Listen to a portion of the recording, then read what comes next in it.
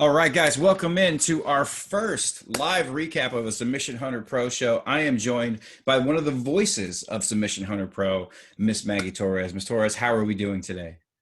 I'm doing well. How are you? I am great. I seem to have caught you at a different gym than normal. Uh, man, Submission Hunter Pro 60 was an amazing show, our first event on UFC Fight Pass, and the ladies absolutely killed it from start to finish. What was it like on your end, being our first time commentating on a big show like that? Um, it was Jiu-Jitsu Christmas in more ways than one. So it was super exciting to see. Obviously, the commentary side, you're always nervous. You just hope you don't say anything stupid. But it was just really exciting to see so many different weight classes represented because for women's jiu-jitsu, that's pretty rare. So Right. yeah, exciting, just really exciting. There was some amazing submissions all night, some amazing back and forth competitions. Was there some moments that stood out to you? So many. Obviously, both title matches I loved. Obviously, the last like couple seconds of Roxanne and Danielle's match was super exciting. Right. Didn't expect that to happen in the last 8 seconds, so that was amazing. I loved, and even though it didn't go to submission, I loved Alana and Andresa's match as Oh, well. I yeah. thought that was some amazing back and forth. I thought that like both of them had a lot of opportunities in that match where they really showed how like dynamic they were. And I'd love to see that one again. Like that's one I definitely want to see as a rematch. Oh, there were so many. Laura Halleck's submission was amazing. That was sneaky. Came out Yeah. of nowhere. Wasn't expecting that. Too many, probably too many to call, honestly. You know, But those were some of my favorites. when you look at this card, there were so many different submission finishes, so many matches as well that were so well put together that they were they ended up being draws because they were so equally matched. But you got to see a bunch of different styles of women's jiu-jitsu, and it wasn't, every lady was different. You had explosive submissions coming out, you had power coming out from some people. From what you've seen, how much has ladies jiu-jitsu, changed over the last few years? Um, Massively. I mean, I think women's jiu-jitsu has always been diverse and dynamic, but I think that so often now we're seeing so much more from women. We're seeing a lot of really good wrestlers even come in. We're seeing like excellent takedowns. Before the idea, like people genuinely believe that all women did was pull guard. And not that there's anything wrong with that because the female Right. guard players that we have had on that card were very, very strong. But you're seeing like women who are so well-rounded now. You can't just do one thing. You're seeing women that like very, very clearly wrestle, that do this probably different types of training even outside of jiu-jitsu. And so we're just seeing these incredibly well-rounded women. You've got women who are going to pull guard, but then they're also going to ankle pick or do judo. And it's amazing to see the development.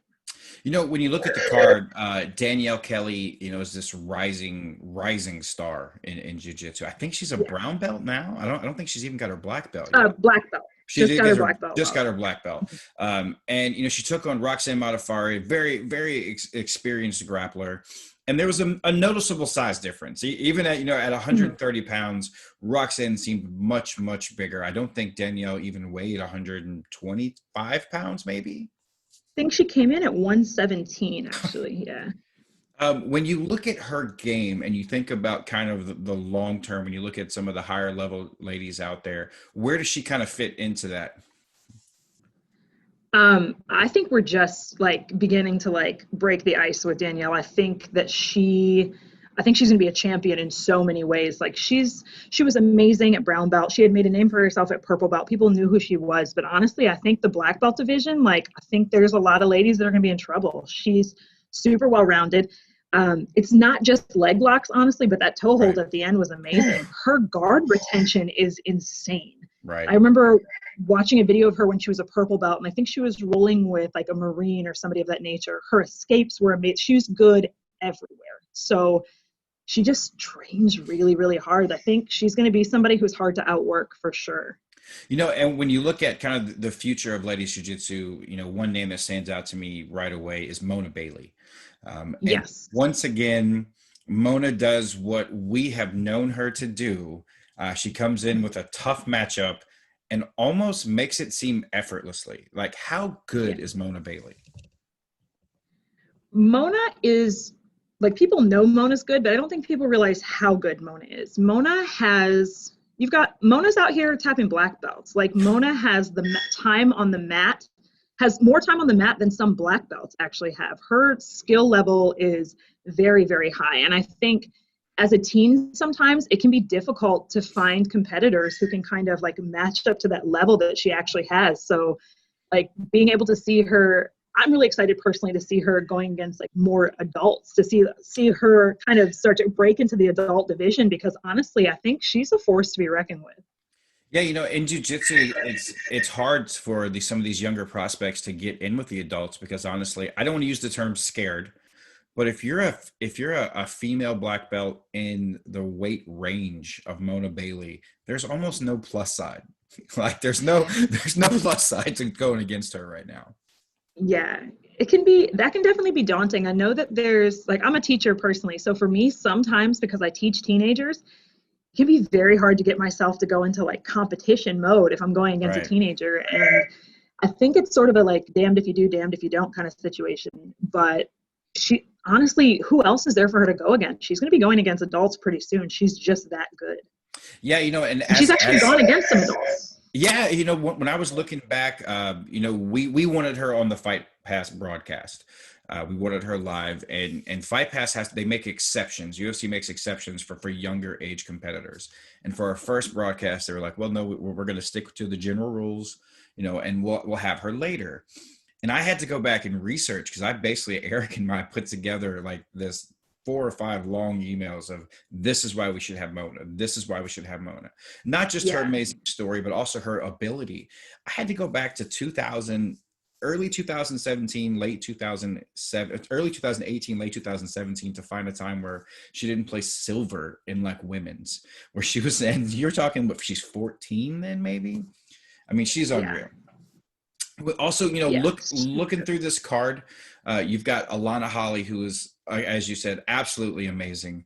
And, she had a good quote. She said afterwards that she didn't look up anything about Andreza Moraes. She had no idea how good she was. And she still went out there, and you talk about a technical battle back and forth. Yeah. I think that's actually a good approach to take. I think it can be really daunting when you look somebody up and you're like, oh, this person's decorated and this person's done everything. But think about it, like every world champion started with no titles. Every world champion started being that person that was on the other side of that was unknown. Like, there was a point where Mackenzie Dern's and Gabby Garcia's and Tayani Porfiro's were people that were names that people didn't know. So it's just like, I think she's got a really level head. I think she's got the right mindset about that. She's like, I'm just going to focus on what I can control, and that's my training. I think that's why she's so successful. One other competitor I wanted to bring up who really impressed me was Barb Sisnovich. I can never say her name right, and I know her bad. Like, I can never say the name right. She was so aggressive coming out, and I don't know what Casey Daigle is made out of, but evidently it's things that none of us have. It's rubber and tons of hearts and guts. She was twisted everywhere. And two things I want you to speak to of that regards. I don't get a lot of guys that I roll with that are that flexible. Now, is that something? I know, being double joint is probably more common among the female competitors. What is it like to go with rubber arms and to kind of speak to the performance of Barb? Okay, well, just first starting with Barb. Barb is tough. Barb has tenacity. I'm pretty sure she fights MMA, and I think that has to be a part of it. But rolling with somebody who's double jointed, somebody who's really limber, that's difficult because you can spend so much time just trying to get one submission that this person is not going to tap to. Like, there's people that are hard. It's hard to like shoulder lock or wrist lock. I am not one of those people. I'll tap right away if you get my shoulder. But I think that with women, there is this kind of like, there's a lot more flexibility. I'm not sure if that's the muscle, like kind of the way that we're built, or the muscle content, or the fact that maybe women probably stretch a little bit more. But I think that I think it's very, very difficult to deal with as a competitor. And I think she dealt with it perfectly. She was able to kind of transition, move through to different positions. It was a flawless performance. So, Submission Hunter Pro, amazing card we just had. I look forward to the next round of cards we have. Submission Pro 61, we're in Dallas. 62, we go out to Killeen. And I'm hoping we get to see some more of these, amazing females get added to these cards. I know that when I'm going through the application list, I don't see as many applicants as I would hope that would be female. As it's growing, we're starting to see a little bit more and more. And I hope, from listening to you and to get to see everyone and see this amazing card, that we start to see more applicants and that they're trying to come out on these cards. Definitely. And women's jiu-jitsu is growing. That's just kind of how it is. Like, I think the more we showcase it, I think the more you're going to have women, you're going to have little girls, you're going to have people who look up on the stage and say, I want that to be me. So it's growing massively. I think we're going to see that. And we're definitely going to see cards. I'm hoping in the future that, like, even cards that aren't all women's cards, that predominantly feature women, because I think women have proved that they're excellent practitioners. They're just as good, if not better. I might be biased.